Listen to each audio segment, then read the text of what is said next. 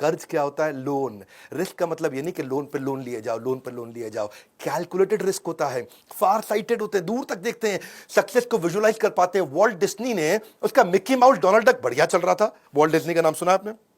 अच्छा चल रहा था भैया, लेकिन उसने क्या सोचा कि मैं यार एक नया करता हूं, ये snow white and seven dwarf, ऐसा करके उसने सोचा कि मैं एक नया कार्टून बनाता हूं।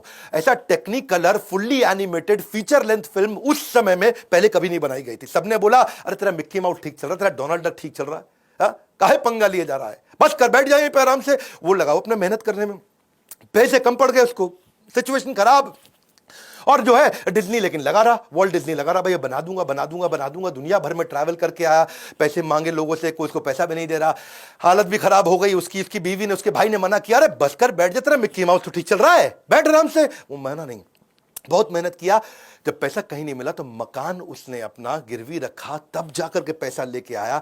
और उसको इतनी बड़ी सफलता मिली कि उसने $1.5 मिलियन लगाया और $8 मिलियन का उसको रिटर्न मिला। बहुत भयंकर रेवेन्यू मिला, पैसा बहुत लगा लेकिन रेवेन्यू मिला। री रिलीज करते रहे मूवी, इतनी पॉपुलर होती चली गई मूवी। धीरू भाई अंबानी, जो कि जब बंबई पहुंचे थे ना, तो अपने पड़ोसी मास्टर जी को बोला कि भाई चिट्ठी लिख के दे दो, तुम्हारा बेटा चौल में रहता है, झोपड़ी के अंदर मुंबई की, मेरे को भी उस चौल के अंदर उसको बोलो चिट्ठी लिख के दे दो कि मुझे रहने के लिए जगह दे दो। उस चौल के अंदर जाकर के अपने पड़ोसी मास्टर के बेटे के घर के अंदर जाकर के रहते थे। धीरू भाई अंबानी ने जब टेक्सटाइल की मिल चालू करनी थी ना उन्होंने, तो लोगों ने बोला कि भाई, अब बिजनेसमैन बन रहे थे, वो बन चुके थे, लोगों ने बोला सेकेंड हैंड ले ले, पुरानी ले ले, उसको ठीक कर लियो ना।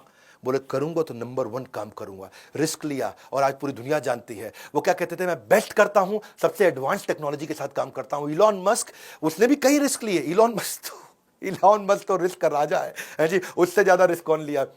जब स्पेसएक्स की बात किया कि मैं जाऊंगा अंतरिक्ष के अंदर, नील आर्मस्ट्रांग जो सबसे पहले गए थे चांद पे, जिसकी बात हमेशा की जाती है, नील आर्मस्ट्रांग आज तक इसका मजाक उड़ाता रहा।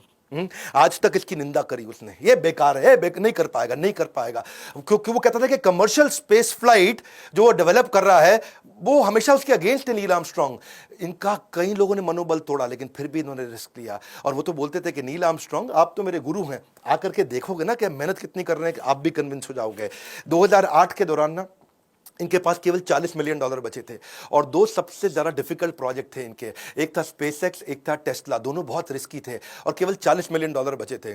अब इनके पास बिल्कुल क्लियर था कि एक में $40 मिलियन डालूंगा, दूसरी कंपनी मर जाएगी, बर्बाद हो जाएगी, या दोनों में डिवाइड करके डालूंगा तो दोनों मर जाएंगे, बर्बाद हो जाएंगी। तो एक में डालूं, एक चल जाएगी, दूसरी खत्म होगी। दोनों में 20-20 डाल दूंगा तो दोनों खत्म हो जाएंगी, क्योंकि इतने कम पैसे में कंपनी उठती नहीं। लेकिन उसने दोनों में डाला और दोनों कंपनी उठाई। रिस्क है, करेज है, कर्ज नहीं है, इसको समझना ध्यान से।